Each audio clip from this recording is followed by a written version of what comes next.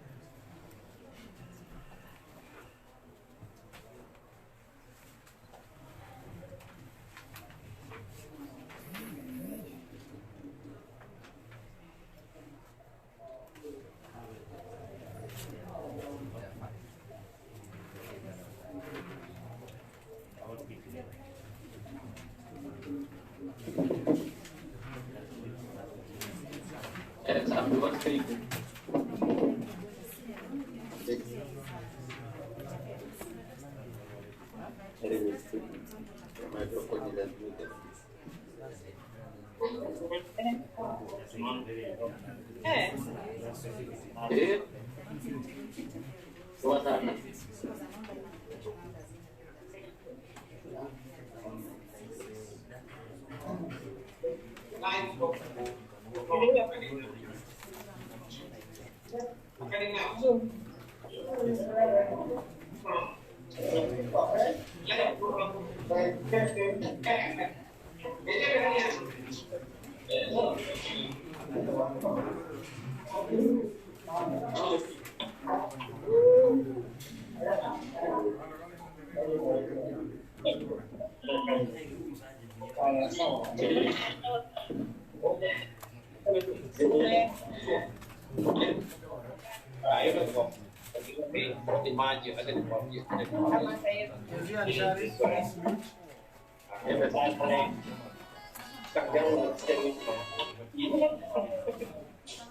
Sharif, Kezia,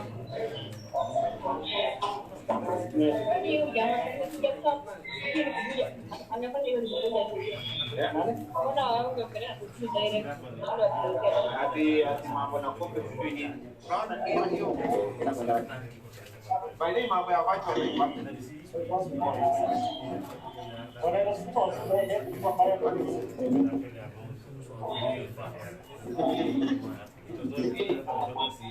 Prosecutor.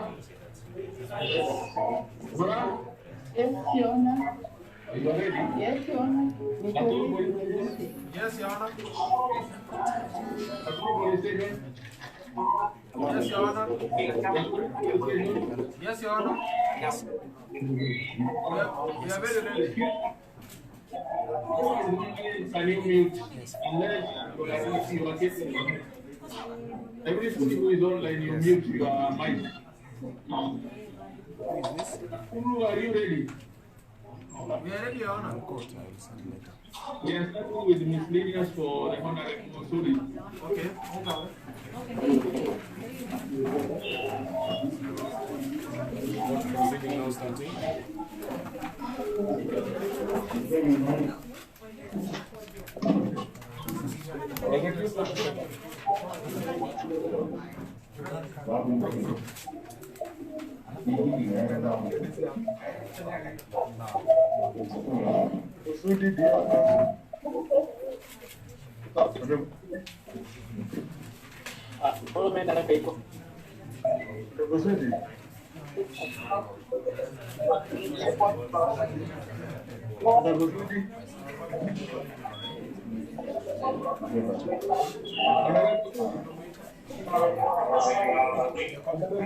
Can you hear us? Yeah, can hear.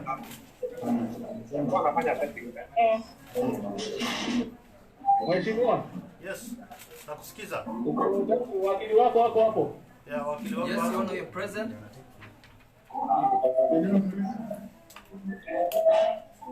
Yes, Your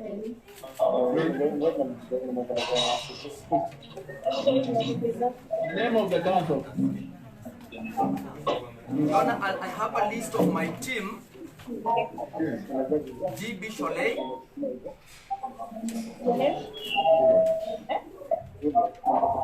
Okay, Murkomen.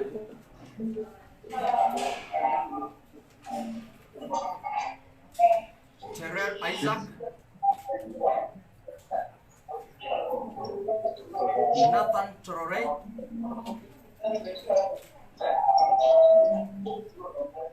Kikwet Ngetich. Jen Masai.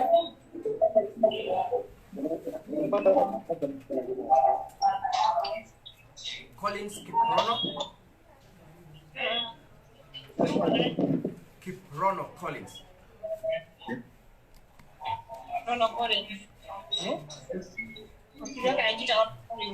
Kiprono Collins.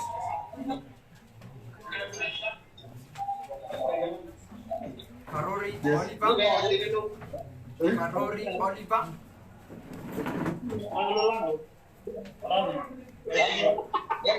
Manasseh Tunet. Manasseh Tunet. And myself is Hilary Sigay.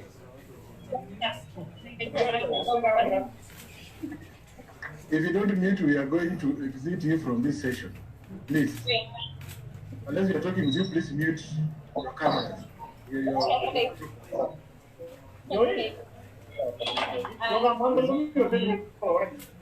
Jessica? Oh, Your Honor, there's too much noise. Yeah, mute. You're not muting everyone. All right, Mr. Sigay. Yes, I was concluding saying my name is Hilary Sigay, and that Yes, I got the lawyers for the accused, for the suspect. Yes. Madam Prosecutor. Your Honor, Morning, how are you? for the Republic. Yes. And I'm ready to proceed with the application.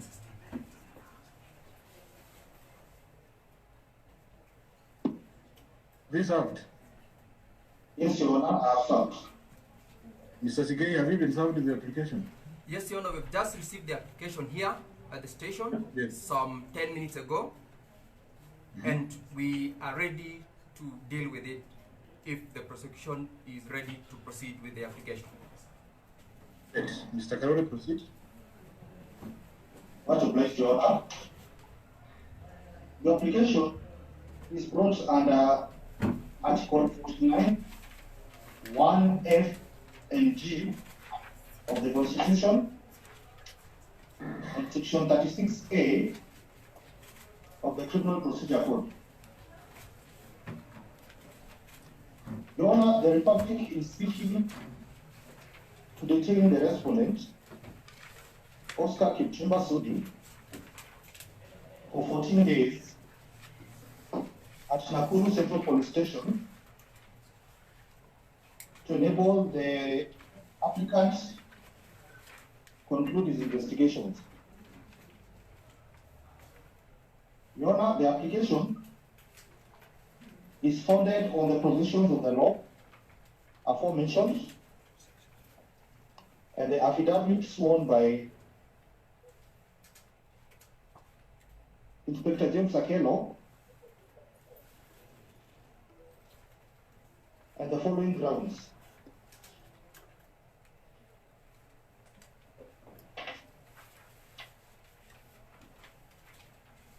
Your Honor, the police are investigating the respondents for the following offenses committed by him. Number one is hate speech, contrary to Section 13(1)(a) of the NCSC Act.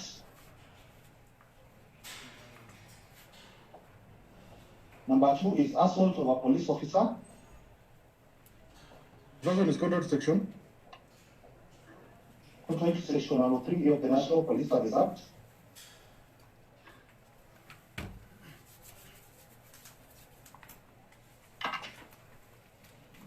Number three is offensive conduct, contrary to Section 94 of the Penal Code.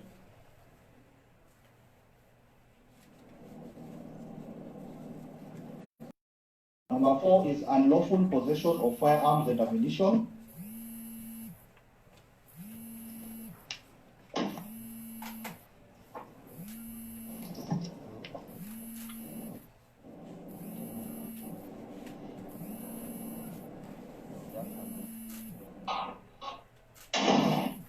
Yes.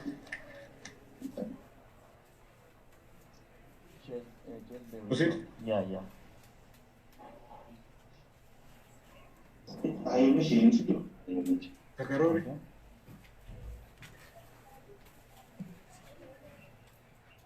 Have we lost you?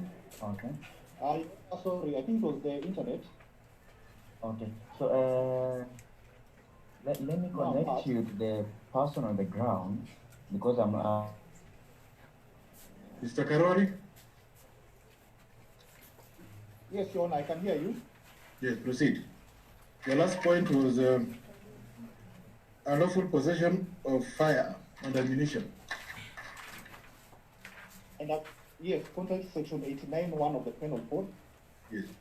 And number five, resisting arrest, contrary to Section 103(a) of the National Police Service Act.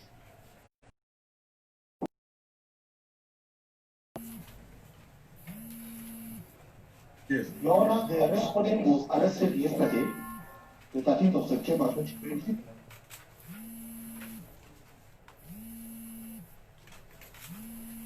After he surrendered himself at Langas Police Station in Kapseret Sub-County.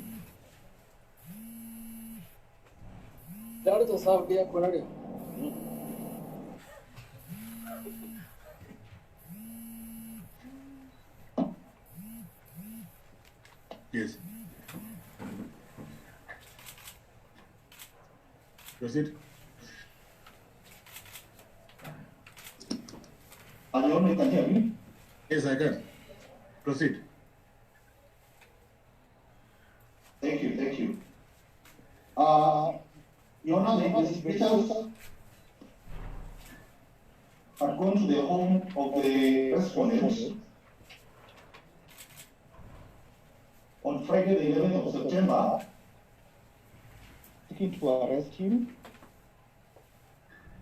in connection with the above offenses, but were unable to arrest him due to resistance from members of the public outside and inside his home.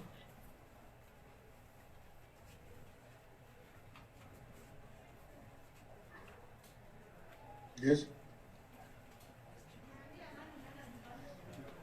Your Honor, the respondent we believe has got information necessary to assist the police in the investigations, given the fact that he himself has not recorded his statement, and several witnesses are yet to be traced and interviewed.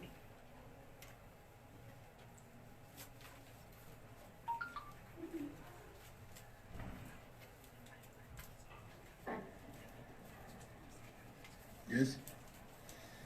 The investigations will entail extraction and analysis by the DCI Forensic Lab of the video clip containing the several speeches made by the respondents on the 7th of September 2020.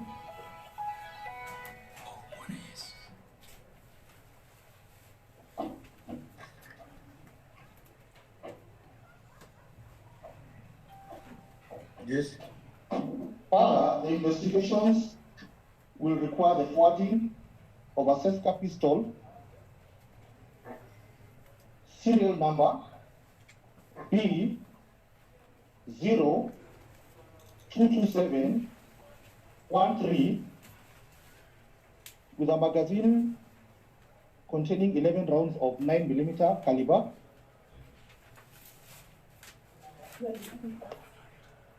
that were found in the respondent's compound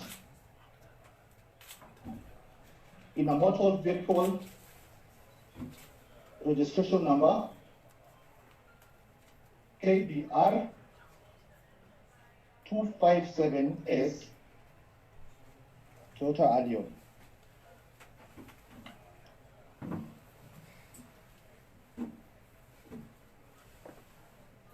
Yes. The investigations will further entail inquiring from the Chief Firearms Licensing Officer whether the said firearm is licensed and to whom.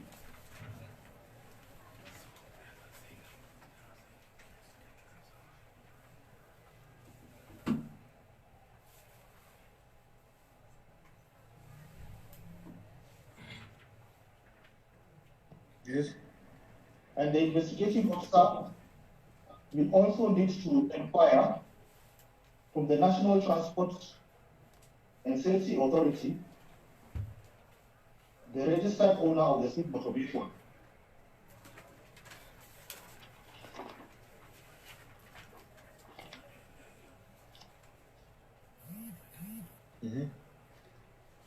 Your Honor, the said application is supported by the affidavit attached to the application sworn on the 14th of September 2020.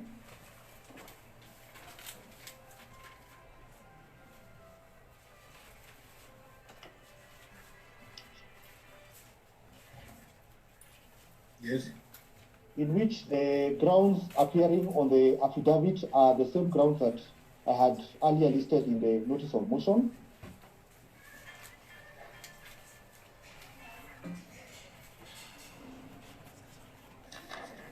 Yes. And we further wish to highlight paragraph number 3. Yes. That the police who had gone to the home of the respondent on Friday, the 11th of September 2020, were unable to arrest him due to resistance from members of the public.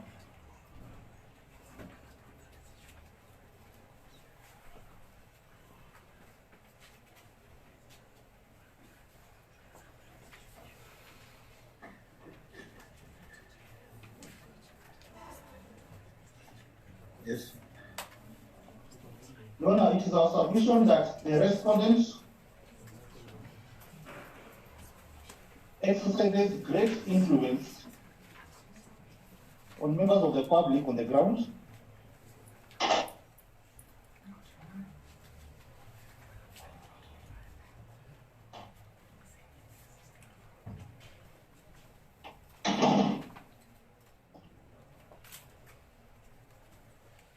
Yes.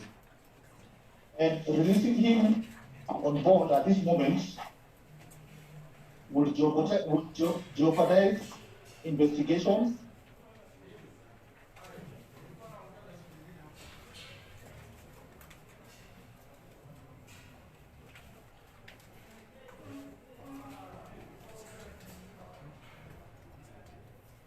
Yes. in light of what was witnessed on Friday at the home of the respondent.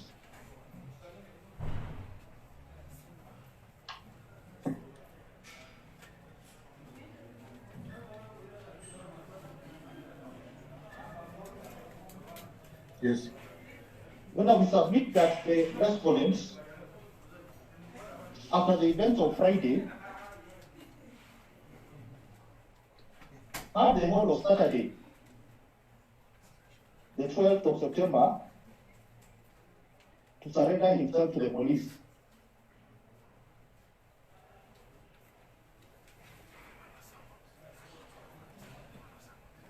But he failed to do so on Saturday. He surrendered when? Sorry, Your Honor. When did he surrender to the police? I missed that one. He surrendered on Sunday. On Sunday. That was yesterday. Yes.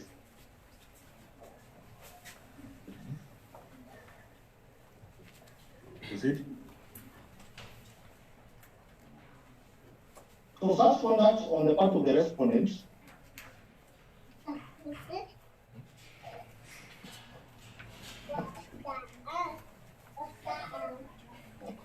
puts real fear that the respondent will fail to appear in court when required to do so.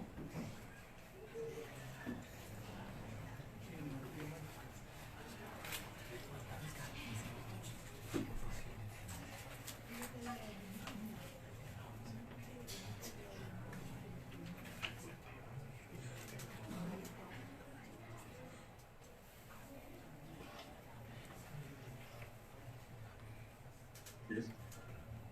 Now we are urging this court to take judicial notice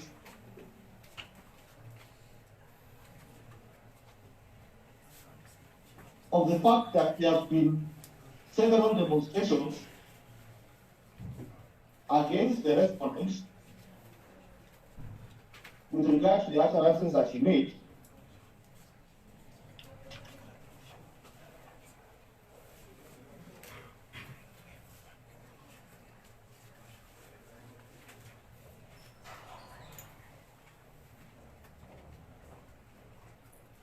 Yes. And the release of the respondents at this moment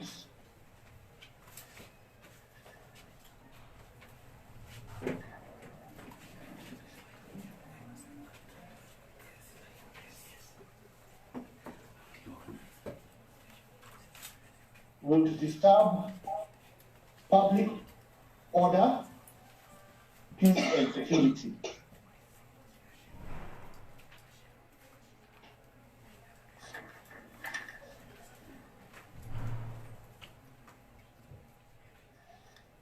Therefore, pretrial detention is necessary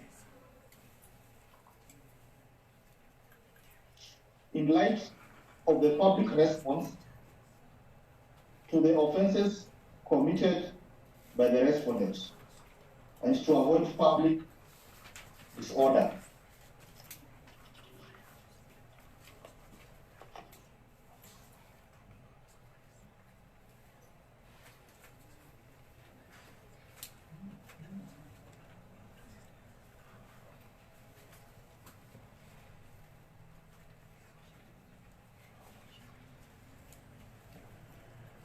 Yes. We further urge the court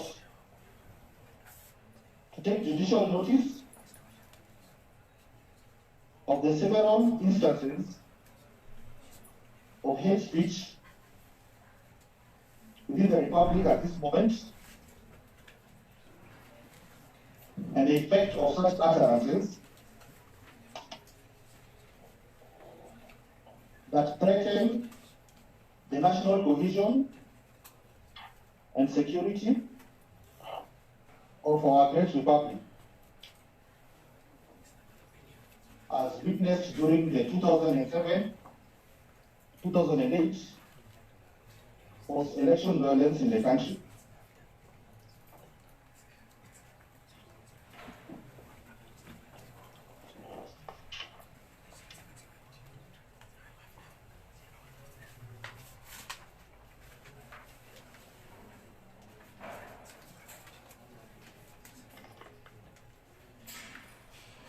Yes. We therefore humbly submit that we have demonstrated to this court compelling reasons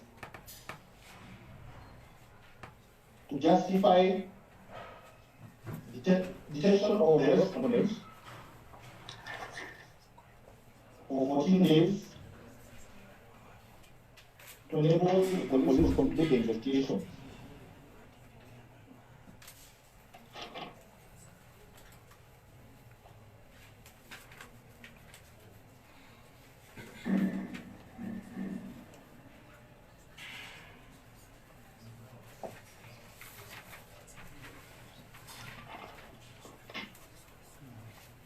Yes.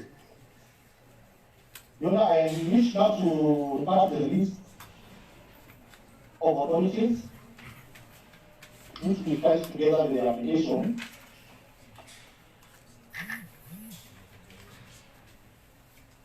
And with regard to the Constitution, So minute. we submit that, sorry, Yes, I've seen them proceed. we submit that we have demonstrated compelling reasons as required under Article 49(1), F and G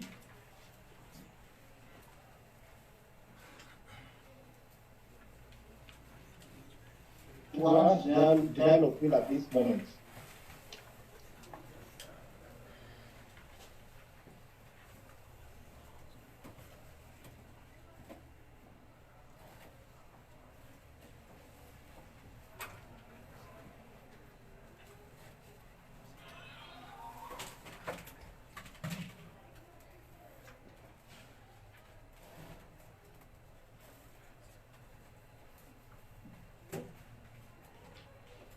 Yes.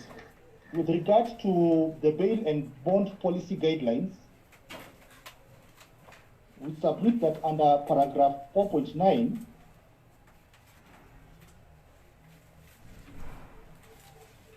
we have demonstrated the likelihood of the respondent interfering with witnesses,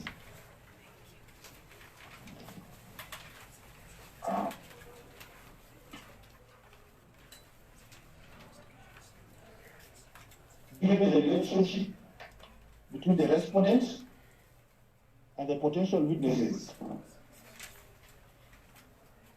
who are his constituents in Kapseret.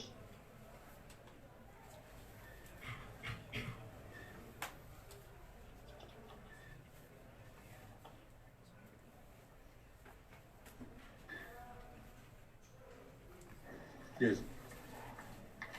We have further demonstrated that the respondent is a flight risk for failing to surrender immediately he learned that the police were looking for him.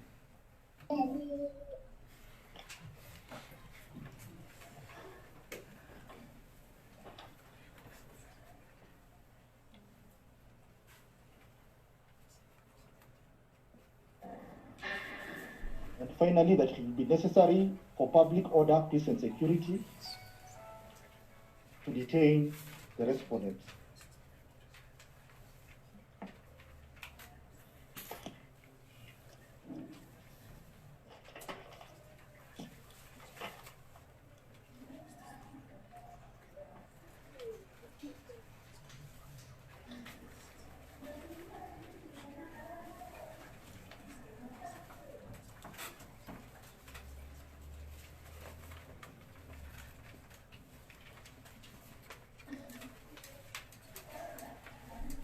Yes. Your Honor, in the authority number 3, Republic versus Sebastian Miriti Samuel, the main issue that was considered in paragraph 12 of the said authority is whether or not the accused will interfere with the witnesses, the nature of the offense, as well as public order, peace and security.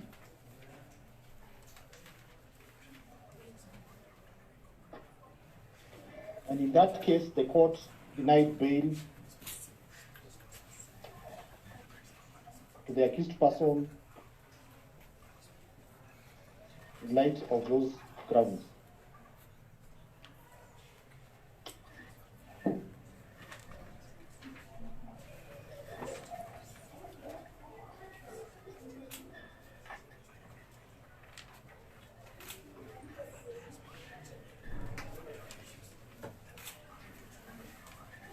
Please.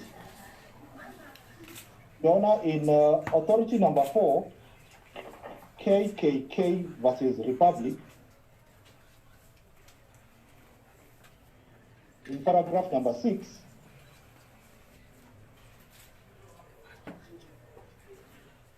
the court had to balance between the right of the accused person against the public interest.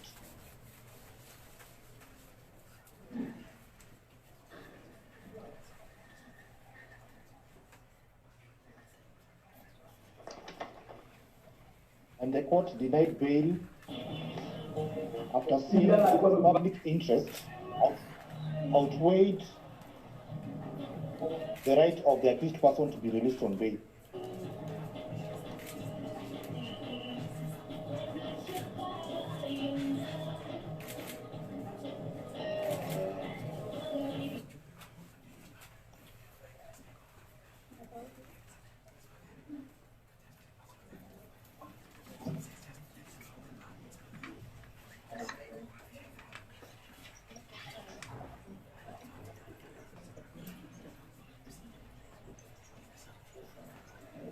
Yes. We do submit that the public interest in this case outweighs the right of the respondent to be released on bail, and the court should therefore not grant bail to the respondent. Rồi tôi nên hôm đấy để chúng tôi sẽ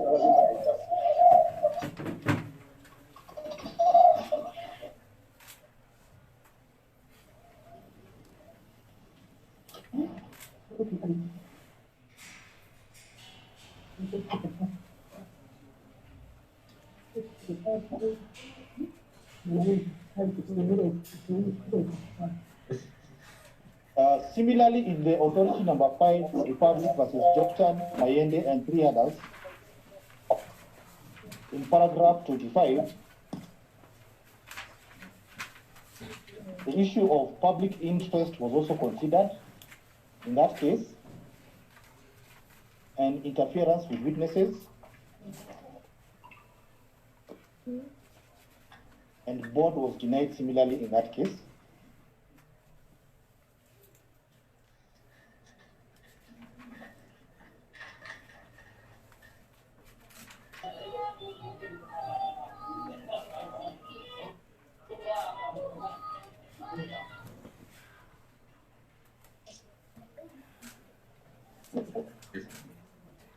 And Your Honor, in the final authority, Republic versus Diana Suleiman Said and another,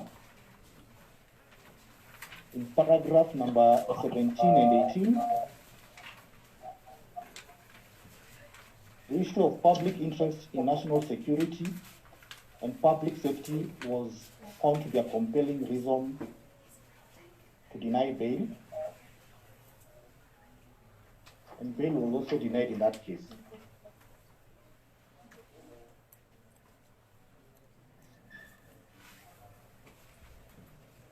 Yeah, to the room na focus bit. By here,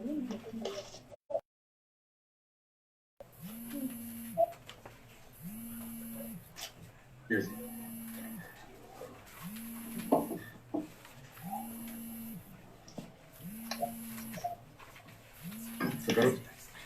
Yes, Your Honor. We therefore submit that we have established compelling reasons and pray that our people be allowed to detain the respondent for 15 days at night to enable us conclude investigation. Thank you.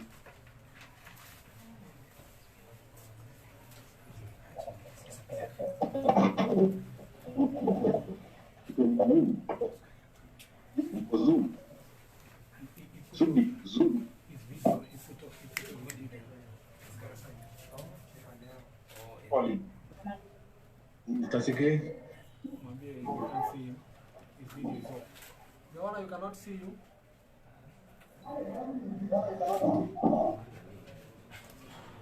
Can see you. Now, there you are. You can see me. Yes, we can now see you, Your Honor. Okay, proceed. And before I proceed, I would like to, Your Honor, I would like to. Sorry, Your Honor, we are trying to arrange our sitting so that we are able to properly address the court. I wanted to say that before I proceed, I would like to say that I have gotten the gracious permission of my learned senior, G. Bostrole, O. Murkomen, and Isaac Ferrer to go first in response to the application on behalf of the defense team.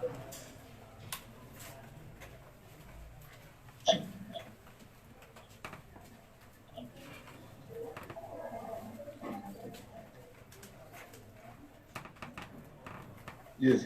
Your Honor, the defense team outrightly opposes the application.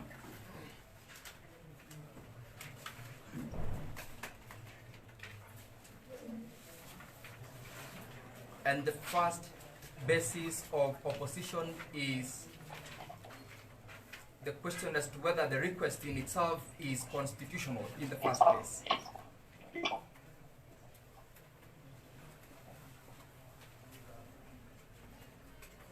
Yes. We submit, Your Honor, that this request is not constitutional under the provisions of Article 49 of the Constitution.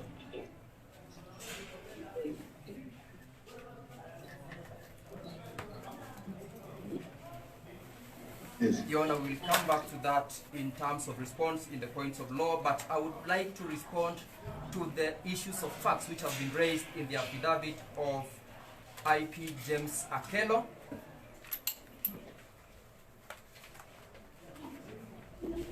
And first, Your Honor, under paragraph 3, there is an allegation that the suspect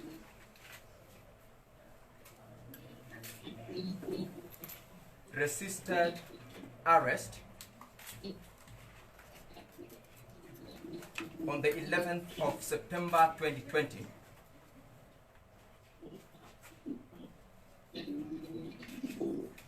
An averment that is false.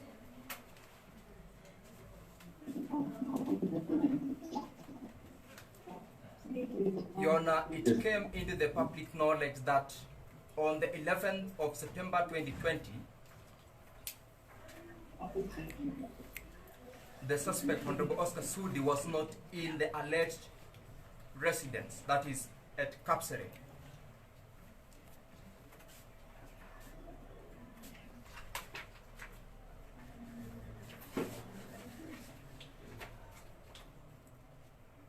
He was not present, and the investigating officers within the jurisdiction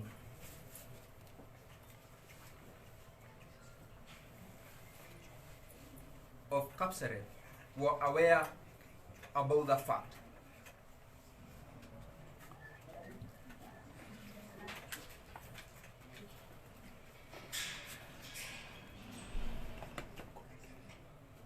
Your Honor, the suspect indeed confirmed that he had,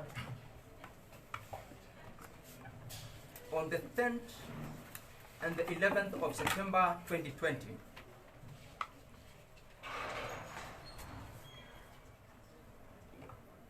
had both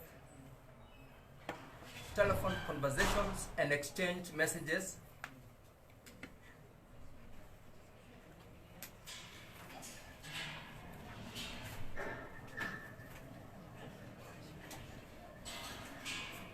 with the CCIO,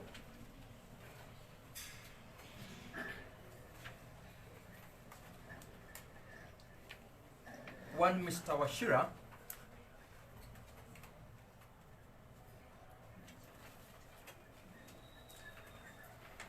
where he had been told that he would be summoned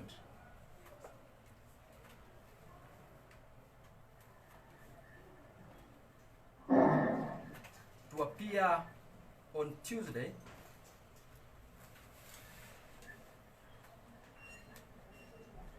the 15th of September 2020.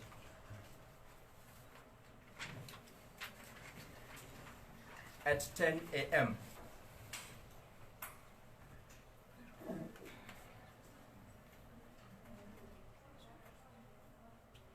Therefore, the purport that he resisted arrest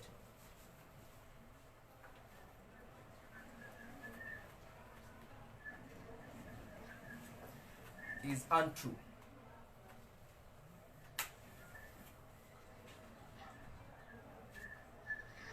Your Honor, it's admitted at paragraph 5 of the affidavit that the suspect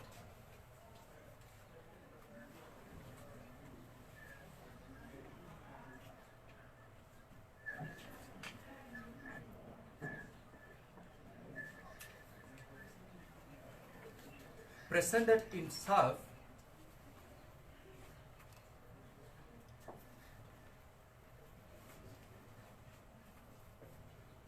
at Langas police station upon learning that he had been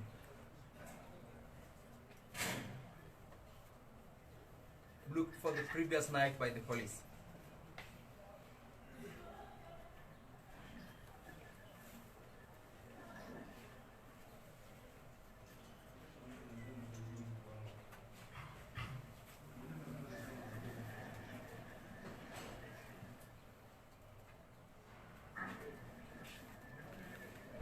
Your Honor, it's important to note that he voluntarily took himself to the police station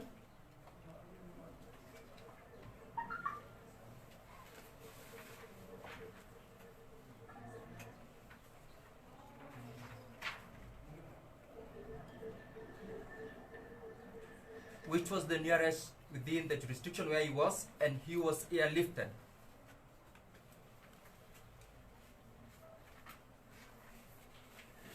To Nakuru, where this court is.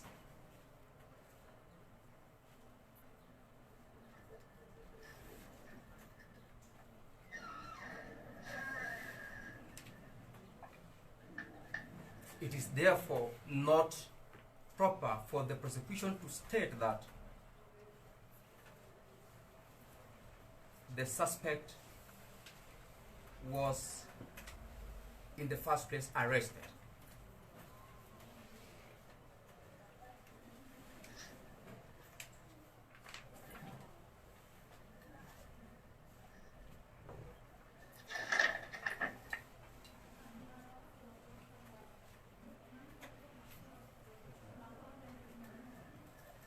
Your Honor, the allegation in the paragraph that the prosecution requires time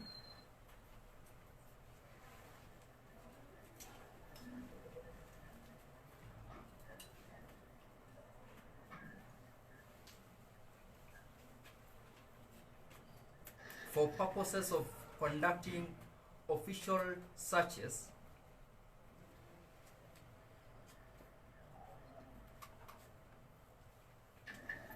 for the ownership of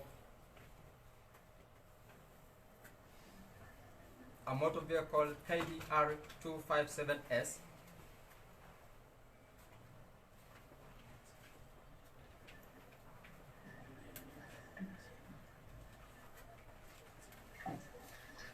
Your Honor, is beyond the control of the suspect.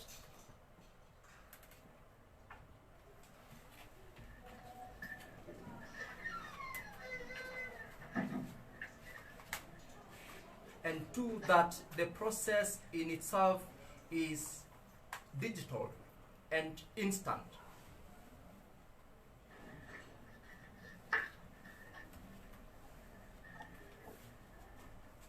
The state has not established any basis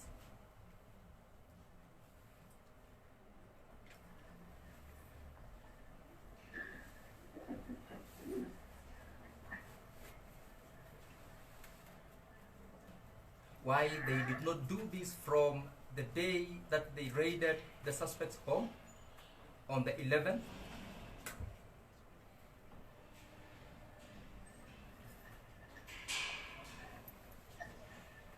up to this afternoon.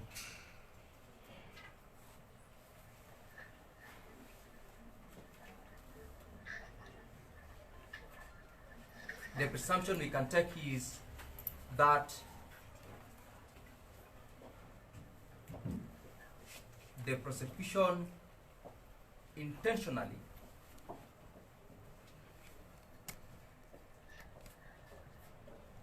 delayed so that they use it as a basis of this application,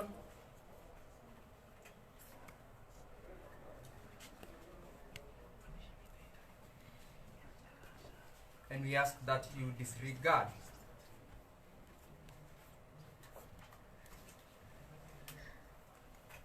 that as a basis of denial.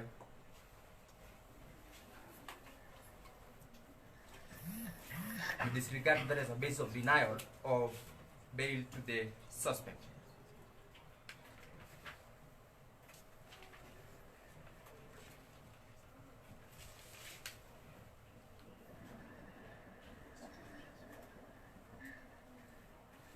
Your Honor, it was equally submitted by the prosecution that the suspect has not recorded any statement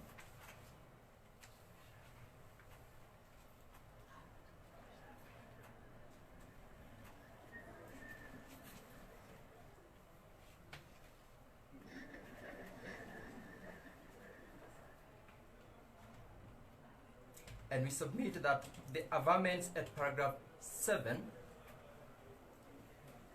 of the supporting affidavit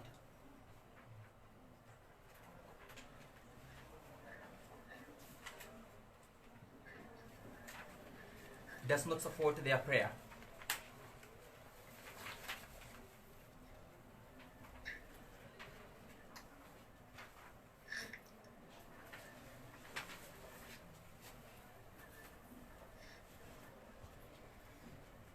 For the reason that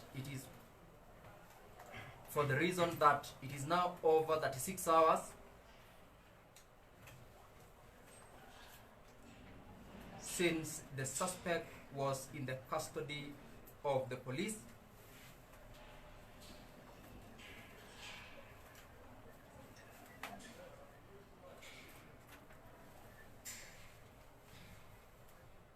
and has been available for the investigators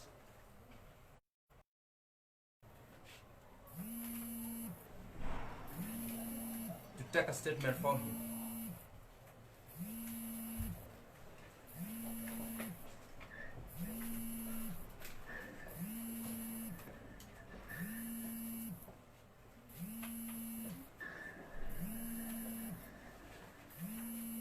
Having failed intentionally to do that,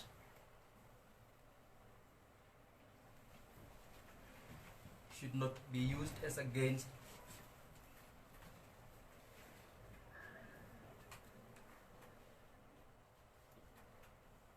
the constitutional rights of the suspect.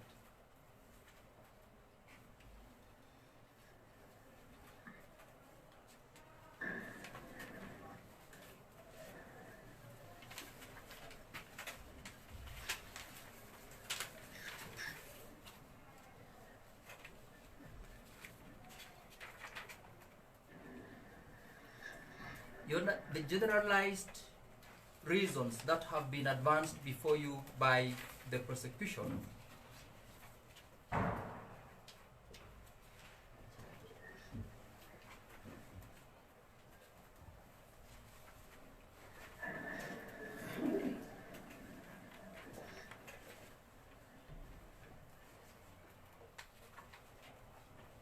do not meet the threshold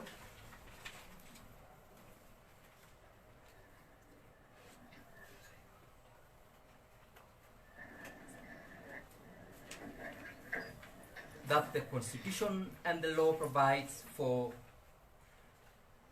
such a prayer that has been asked of you.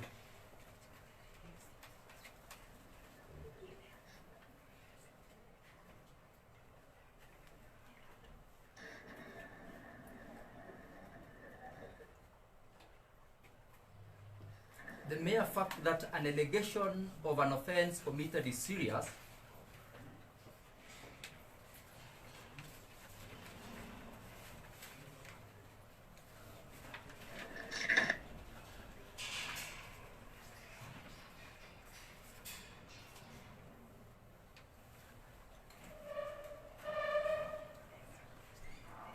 is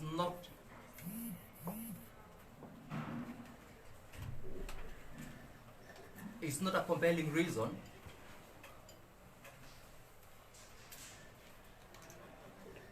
as the prosecution has attempted to submit.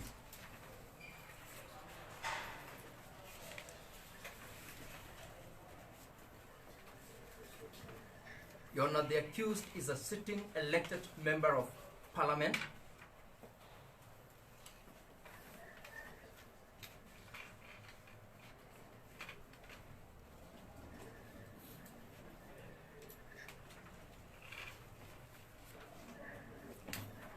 is by extension a state officer with known abort.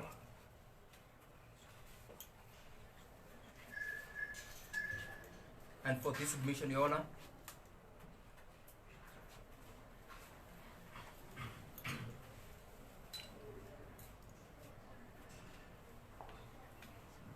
the suspect has got known abort both in Nairobi, Eldoret, where he's got several residents known,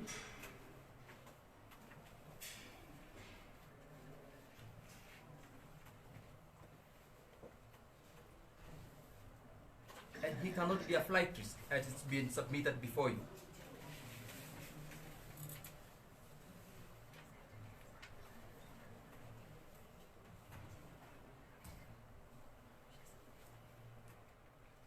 Your Honor, having surrendered himself before the police, he would equally undertake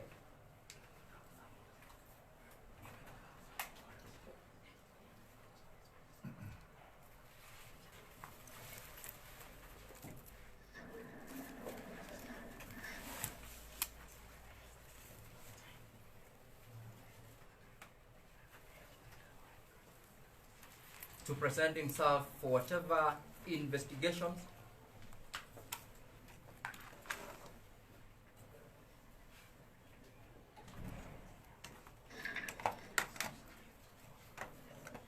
that the applicants purport to say are incomplete.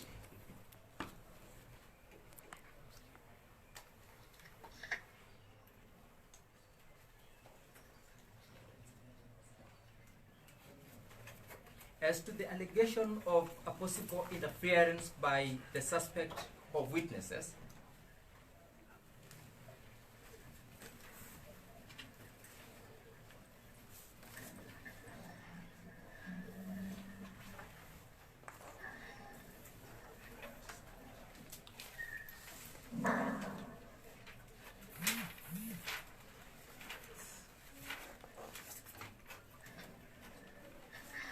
we have perused all the paragraphs in the affidavit from paragraph 1 to 16.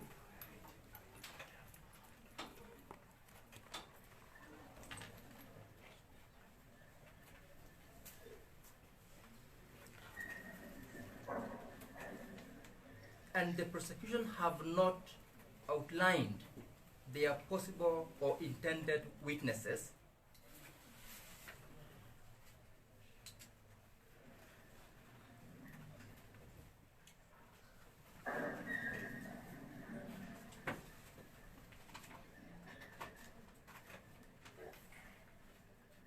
with whom they allege that the suspect will interfere with.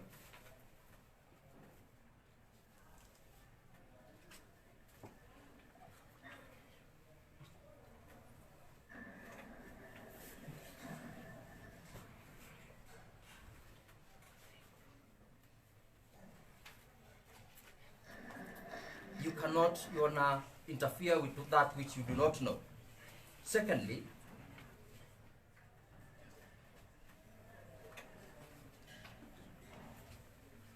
the offenses with which paragraph 3 of the affidavit of Mr. Kello discloses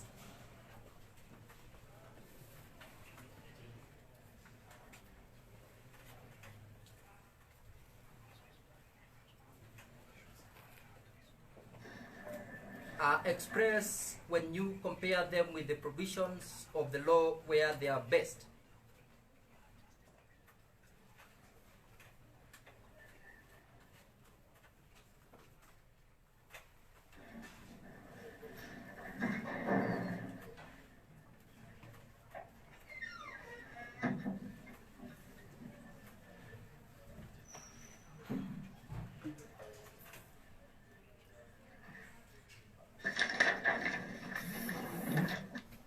Witnesses who can thus testify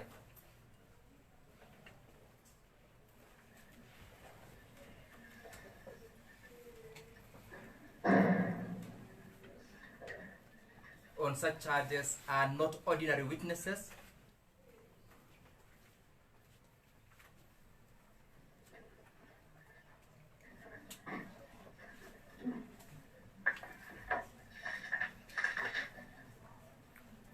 who can be interfered with by the accused, by the suspect, sorry, should he be released.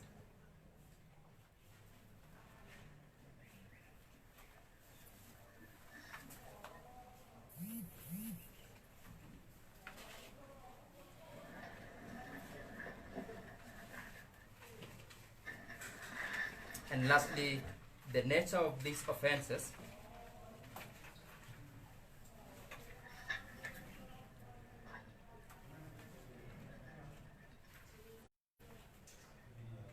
involves publication and their dissemination,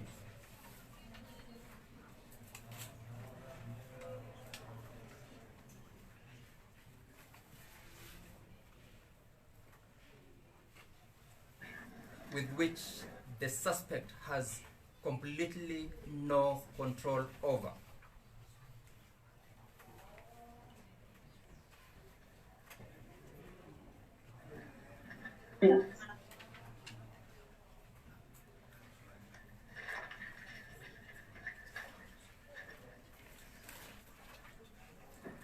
The submission, therefore, that the suspect will interfere with witnesses should fall.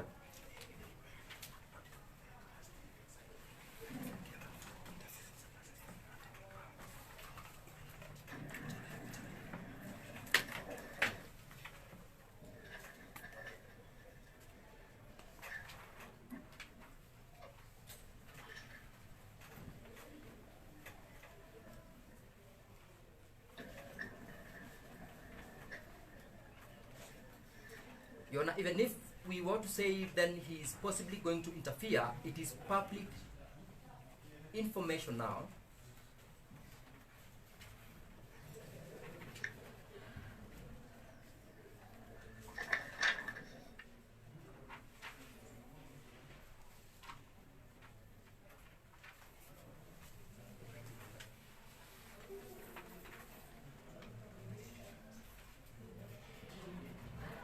That the suspect had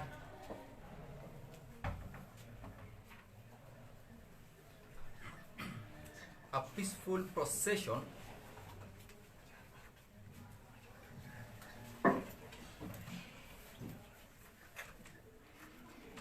on the day preceding his surrender to the police.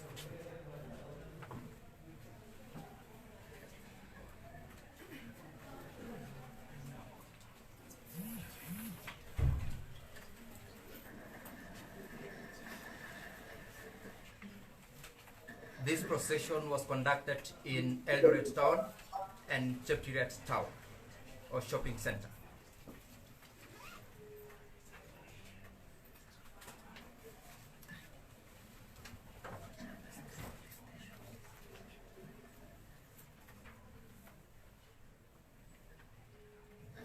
And these places have got resident police stations, and the public was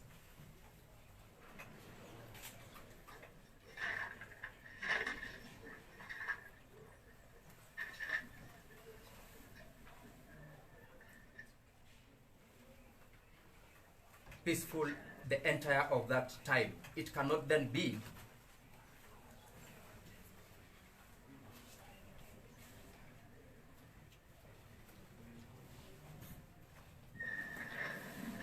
that there is a possibility of public unrest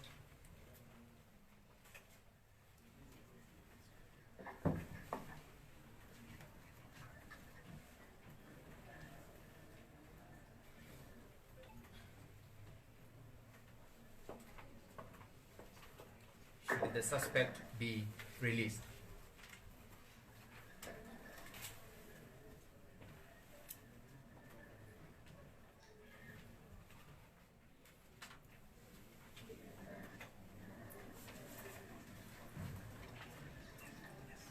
And Your Honor, all these rallies, as I've said, were permitted by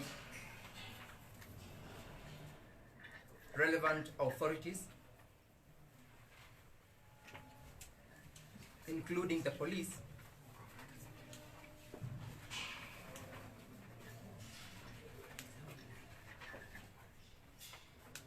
They also provided security.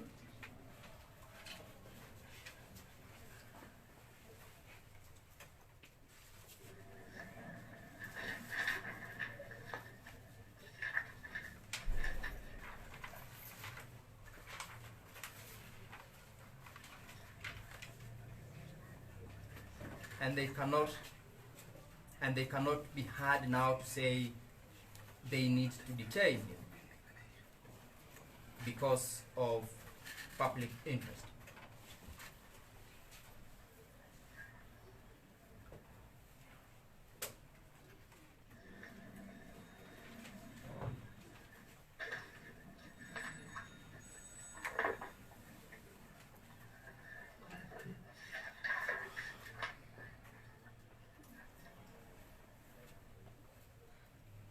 Last, Your Honor, on issues of facts, as regards the need to conduct forensics as it's been submitted before you,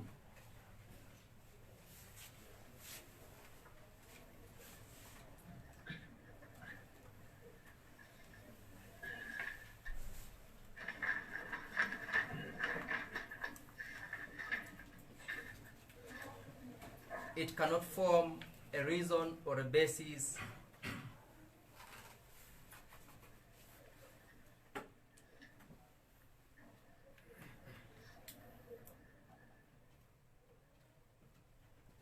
for the grant of the prayers in the application.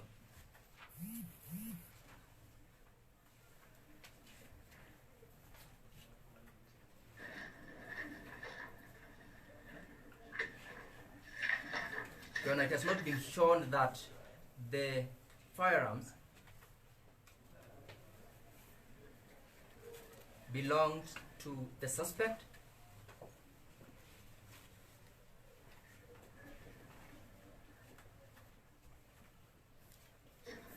or were in his possession.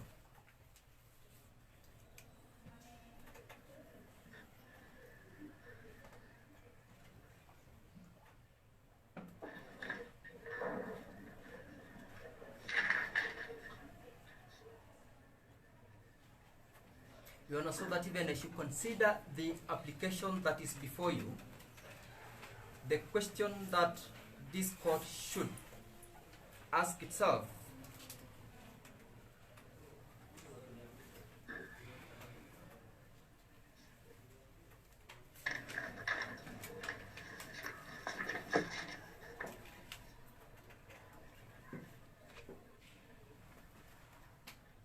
is to strike a balance between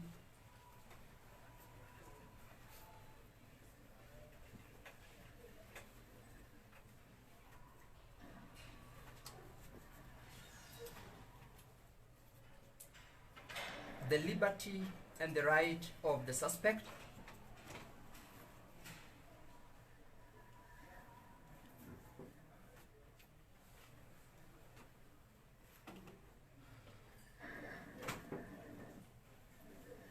and the proper administration of justice.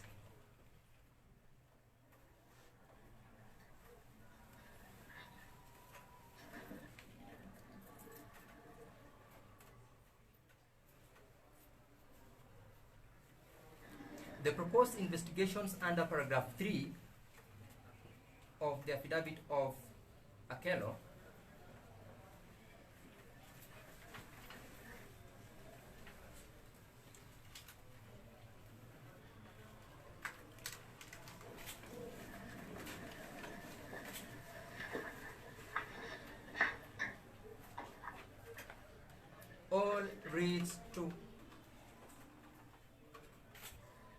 all reads to possible charges of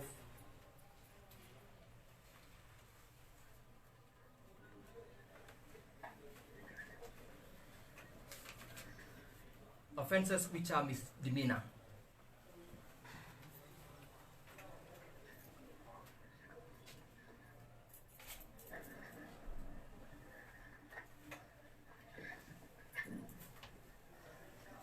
We hasten, Your Honor, to state that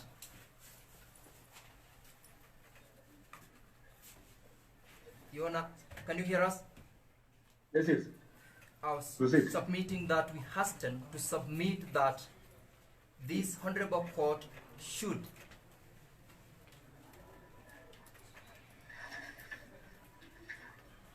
resist the temptation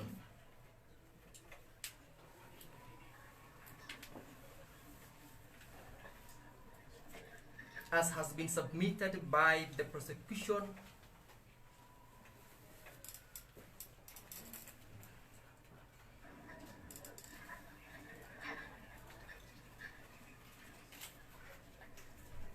to be used for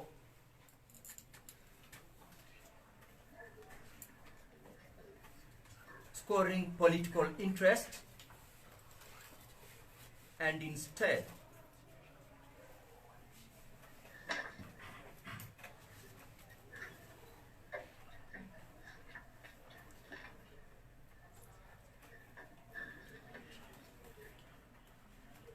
should act with a lot of restraint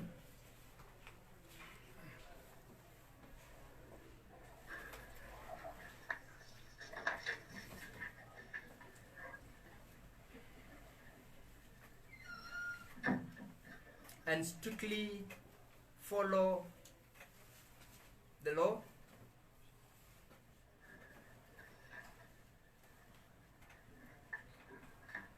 because the court is the last port of call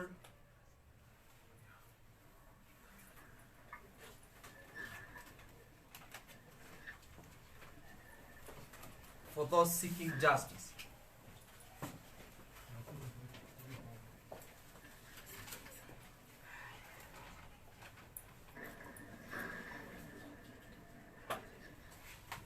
It will be unjust and improper for the prosecution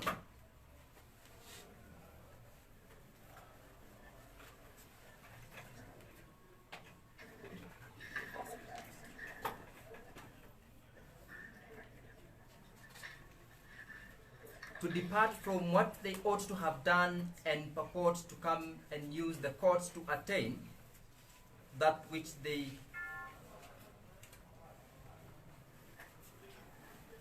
could not get outside the courts.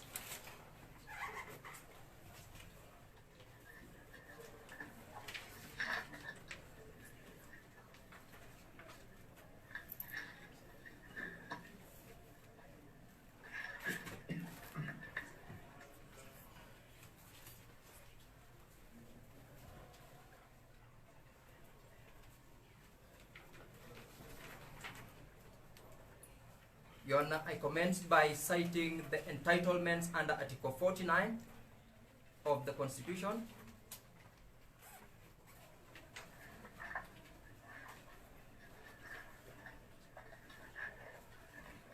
And that article is the cornerstone of the entitlement of the fundamental rights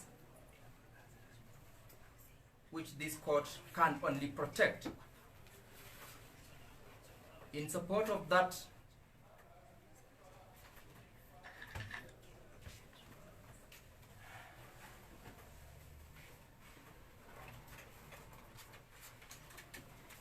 we rely on the case of Michael Rotich versus Republic,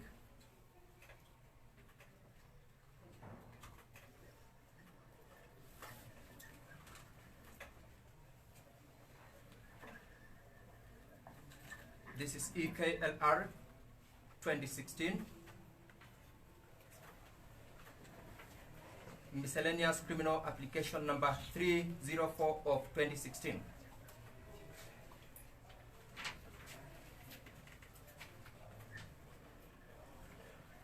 This is the decision of Justice L. Kimaru in Nairobi.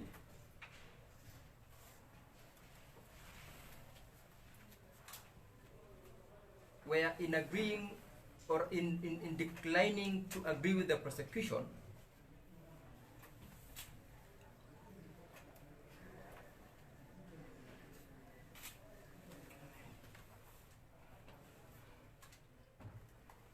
said that arrest and arraignment of an applicant, then in that case, before court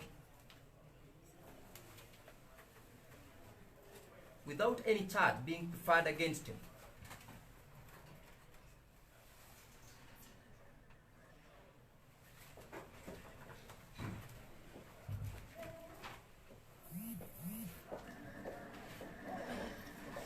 was in breach of the provisions of Article 29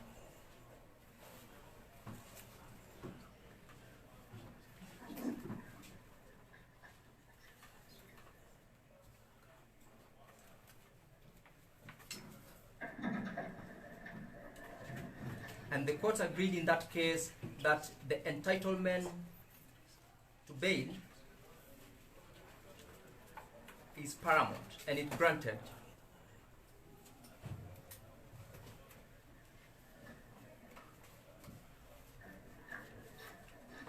As against the application that the prosecution had made in the trial court.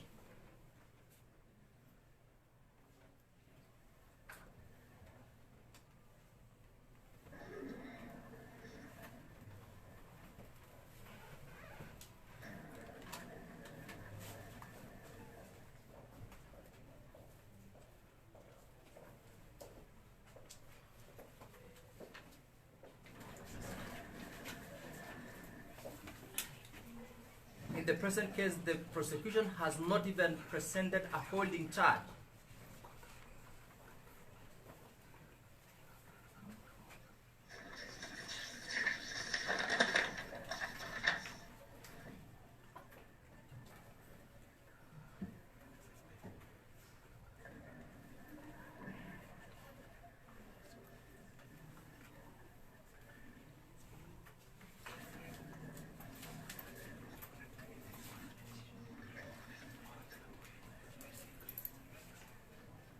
I was stating, Your Honor, that in this case the prosecution has not even presented a holding charge.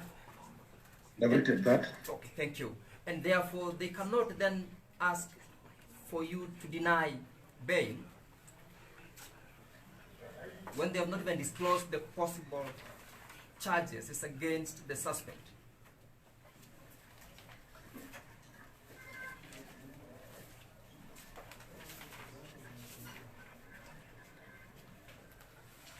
I will ask my learned colleague, Mr. Quaid, to do on the last bit in distinguishing the authorities which were submitted before you, but I ask that this court should dismiss the application by the prosecution and grant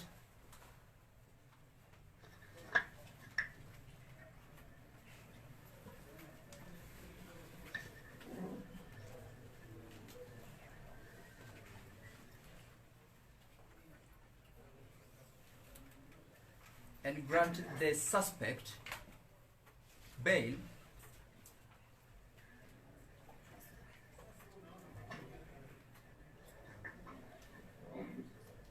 in accordance with the provisions of Article 1, Article 49, 1G and H.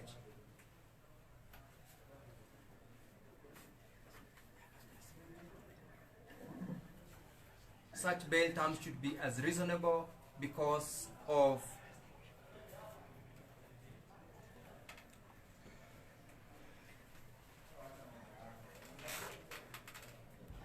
the submissions made that the suspect availed himself, will be ready to undertake and comply with the conditions that this court might set.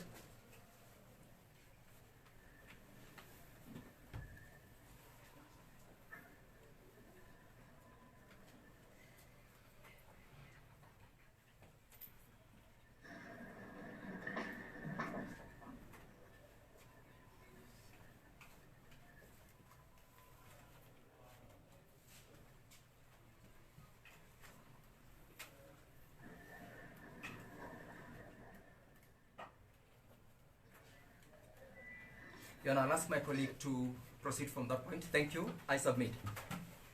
Thank you.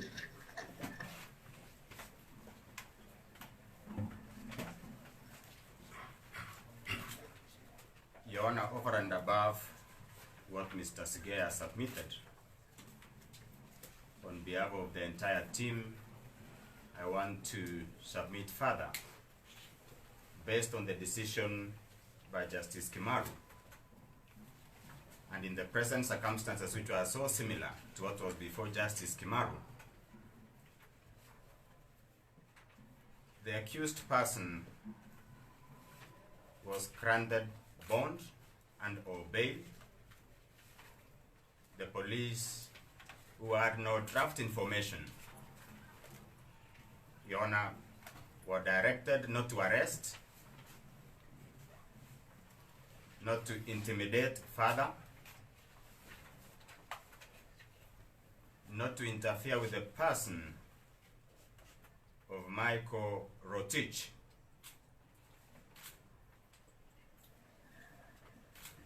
Your Honor, we urge you this afternoon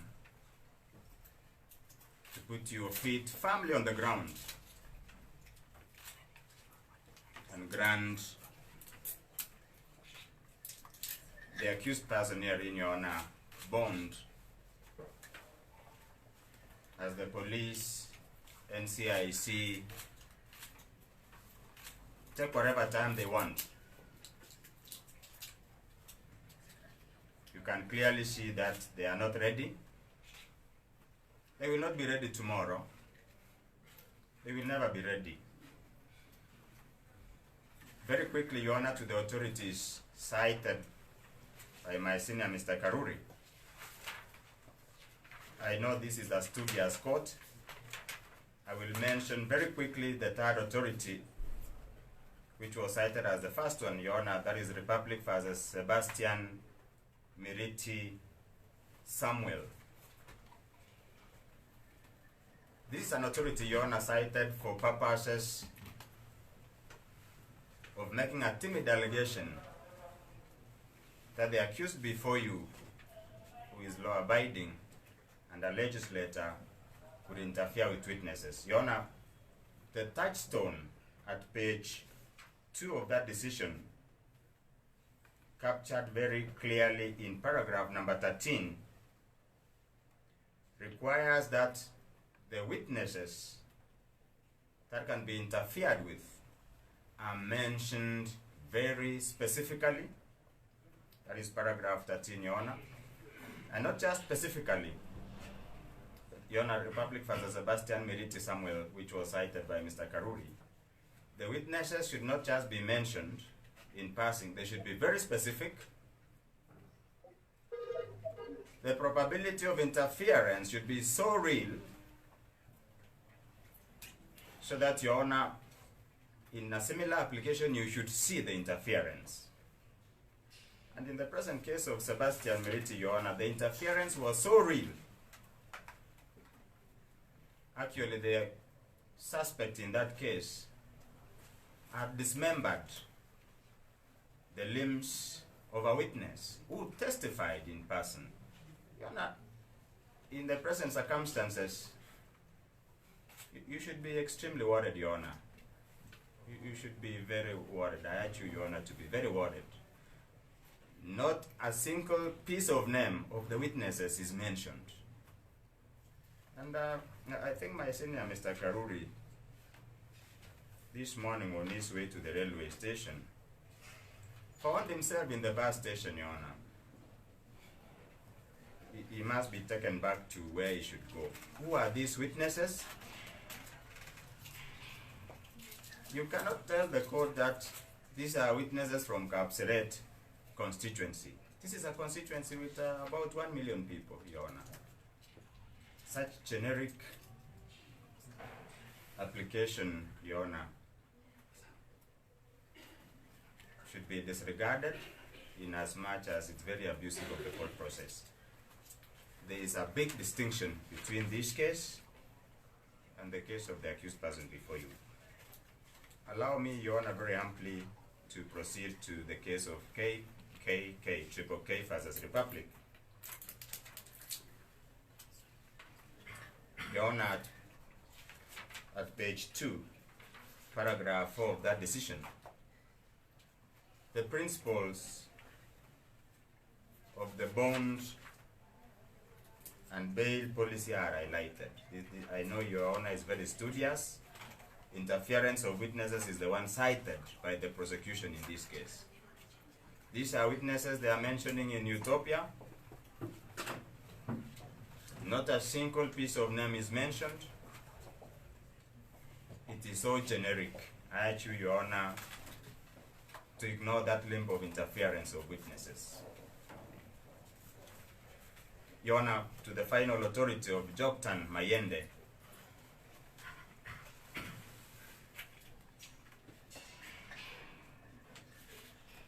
this is a decision by Justice F. Gikonyo. And Your Honor, the good judge started by defining what is a compelling reason. You will find that at paragraph number 3. More importantly, Your Honor, the issue of interference of witness came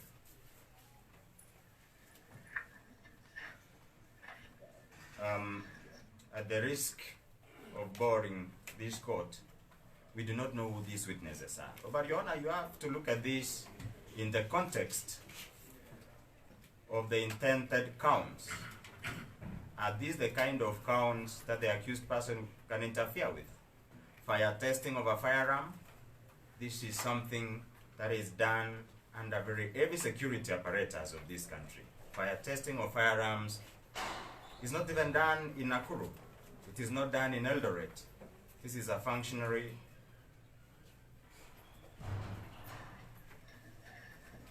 done, Your Honor, within very serious security apparatus of this country. Same thing to confirming the identity of a vehicle.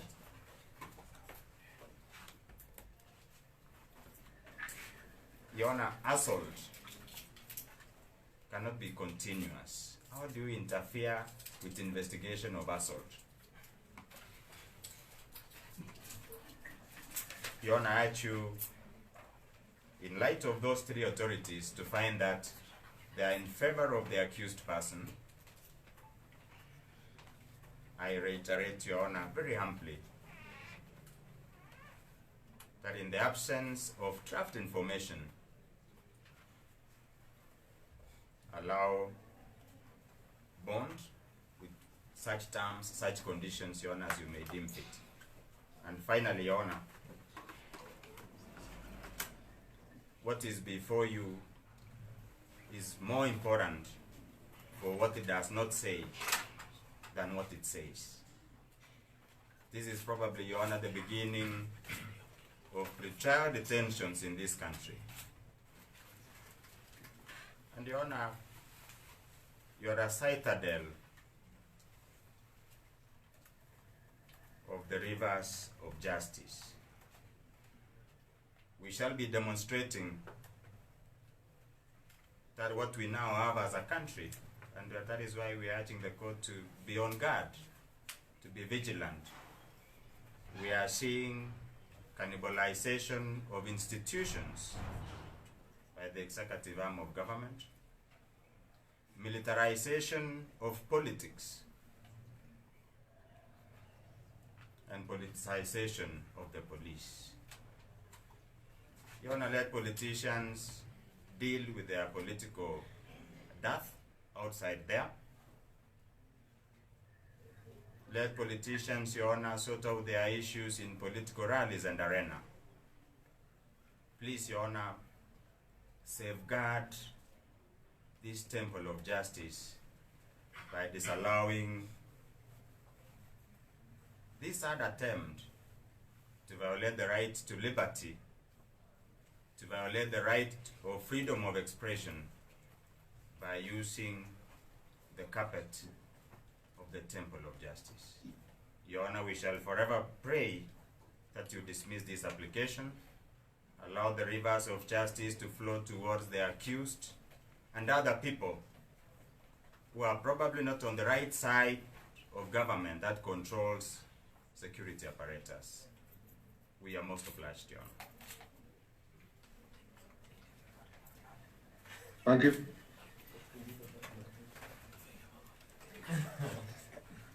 For the respondent? Is the respondent done? Mr. Karori?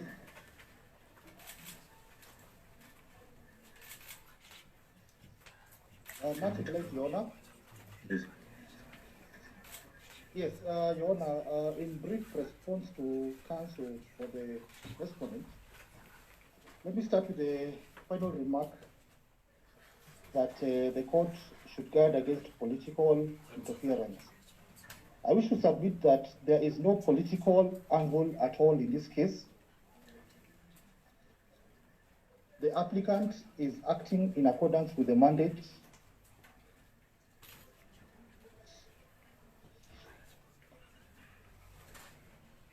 of the National Police Service Act, investigating a crime committed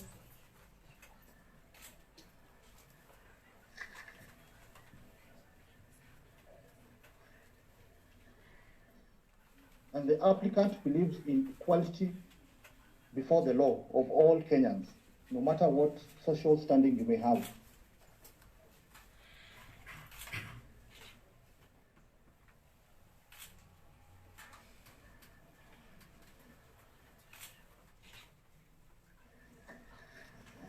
Secondly, Your Honor, the offenses which we intend to charge the respondent after completing investigations are not misdemeanors. They are felonies.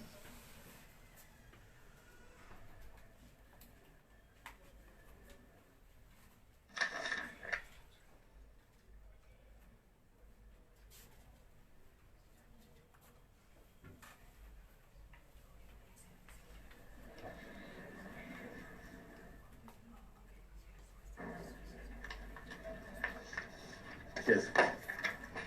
Your Honor, in response to the authorities cited of Michael Rotich versus Republic,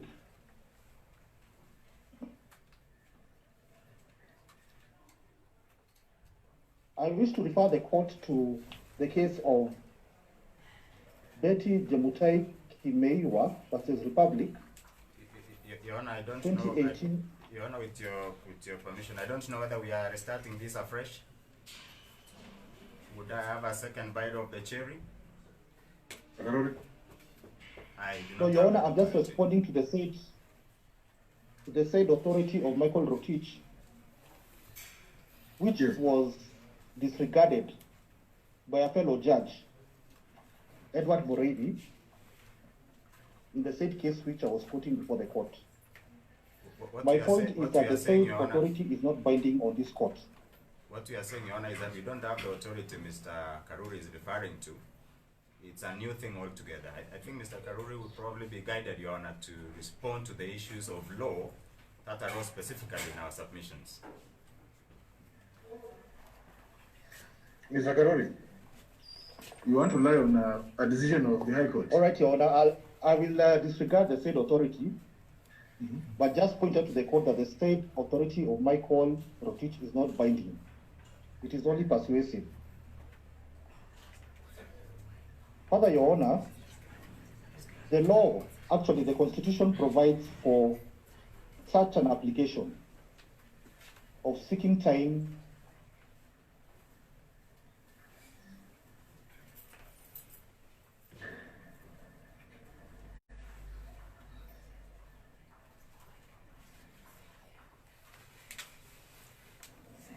Yes. Proceed.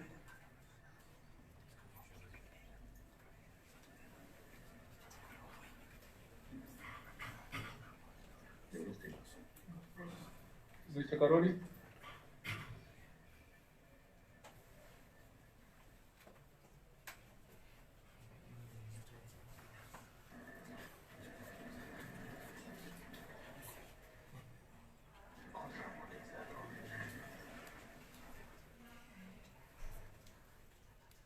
We seem to have lost Mr. Karori. Your Honor, I can call him through my phone so that he can address the call through my phone. No, you have the ability to do that. So that in case he has disappeared, Your Honor, you would not have an Your Honor, excuse. I'm back. Your Honor, sorry, it was my internet. Oh, you're back. Good. I'm back. Sorry. The internet was a bit bad on my side. Yes, please. Sorry, I was on the point of the Michael Rodriguez case. And wish to submit that our application is premised on the Constitution, that situations such as these do arise, necessitating the holding of a respondent in the custody of the police to enable them conclude investigations.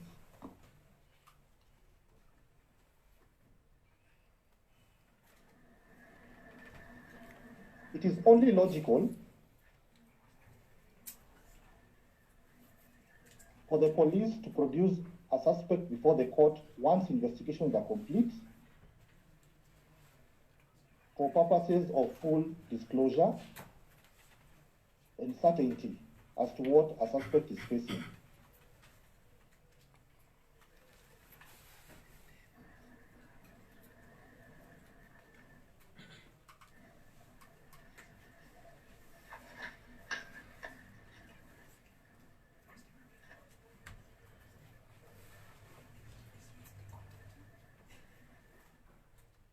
Yes. As regards the submission that there were peaceful demonstrations on Friday in Eldoret after the respondents' political rally, our submission is that the demonstrations witnessed countrywide, especially by women, are what is making us urge the court to detain the suspects for the sake of peace and security countrywide, not just in Eldoret. Your Honor, I'm wondering whether Mr. Karuri is supposed to submit on facts in a rebuttal.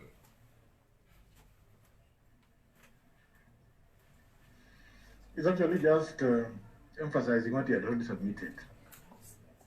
He talked about demonstrations against the suspect, didn't you, Mr. Karori? Yes, thank you, Your Honor. Yes, I had. Very well then, Your Honor. I think he should then be restrained. The only thing he has added that it was by women.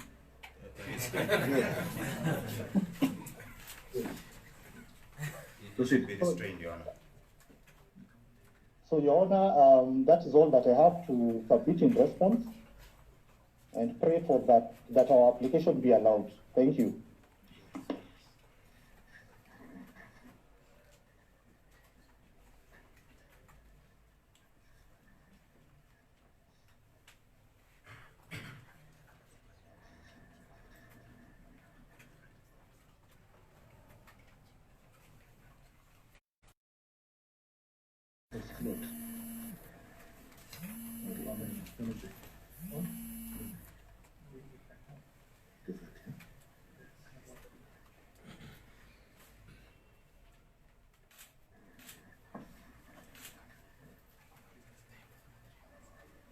So thank you very much for your submissions.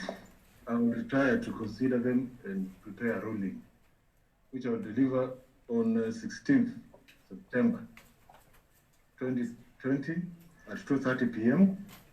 via Zoom. Thank you. We are most obliged, Your Honor. Much obliged, Your Honor.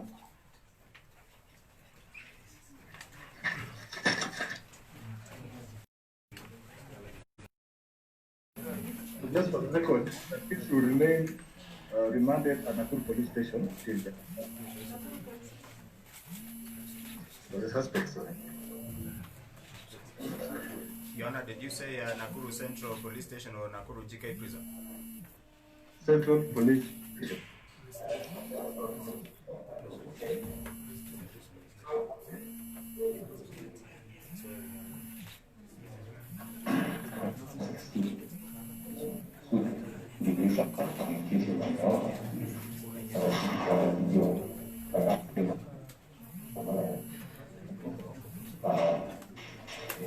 Your Honor, we have an application to make on that link. Yes. Your Honor, we have an application to request that the accused person be remanded at Nakuru GK Remand Home. For the following reasons, Your Honor.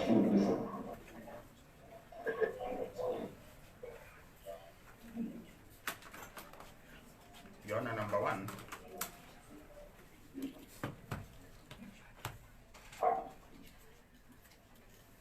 Nakuru Central Police Station, Your Honor, where the accused person has been for the last 24 hours,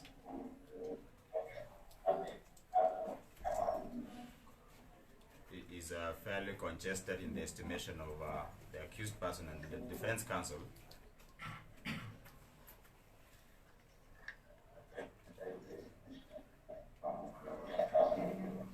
The accused person needs to comply with all the COVID-19 protocols before he's taken there, Your Honor, when ordered. Secondly, Your Honor, we pray for an immediate order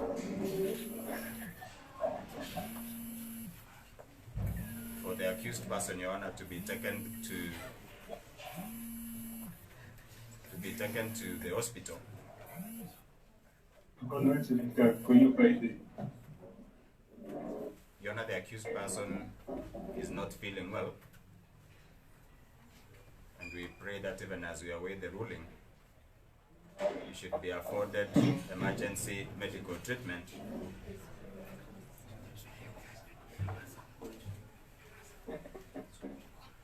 Your Honor, we would prefer that he be taken to Valley Hospital, but if the court is of a different opinion,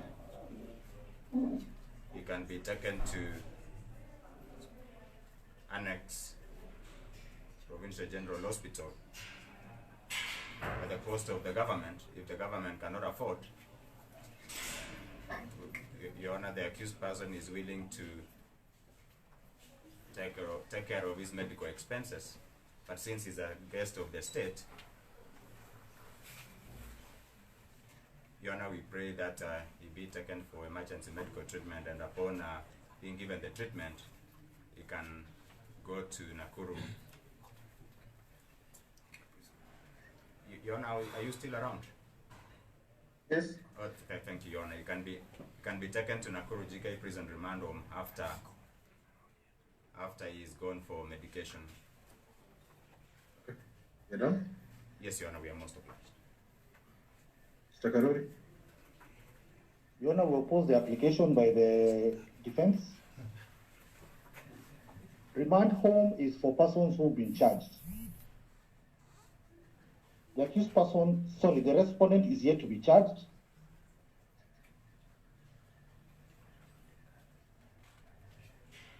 And he will be required by the investigators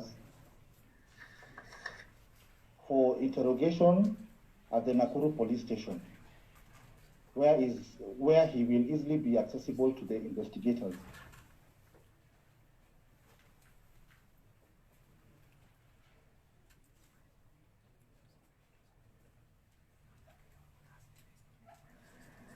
Your Honor, we should all agree that we are all equal before the law. So the issue of congestion should arise. We have other Kenyans at the Nakuru Central Police Station, and I believe we have enough facility to cater to all Kenyans equally. Finally, we have not been told what the respondent is suffering from, that he needs emergency treatment. That notwithstanding, we pray that he be taken to the Nakuru PGH hospital, where we have qualified government doctors who can attend to any ailment that the respondent may have. That is all. Thank you.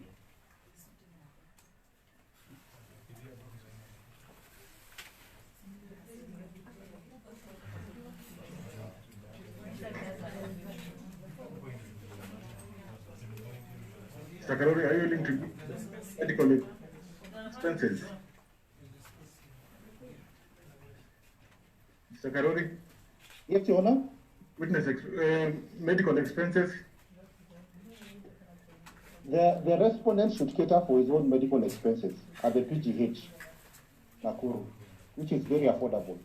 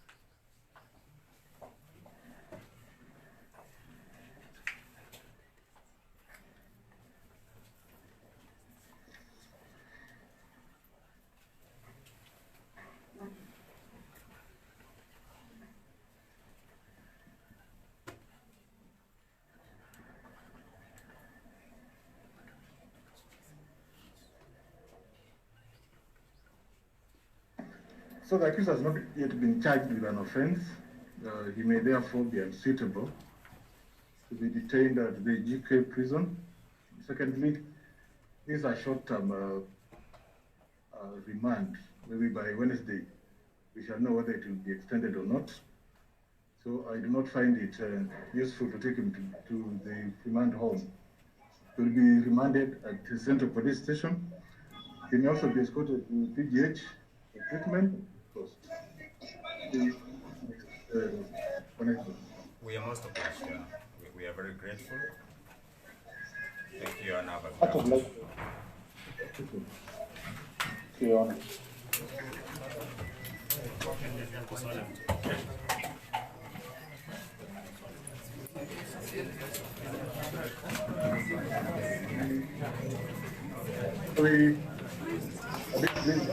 Starting with Nakuru Police Station. Prosecutor.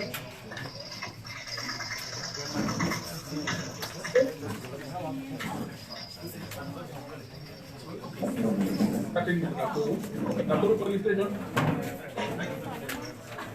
Are you? Yes, Nakuru.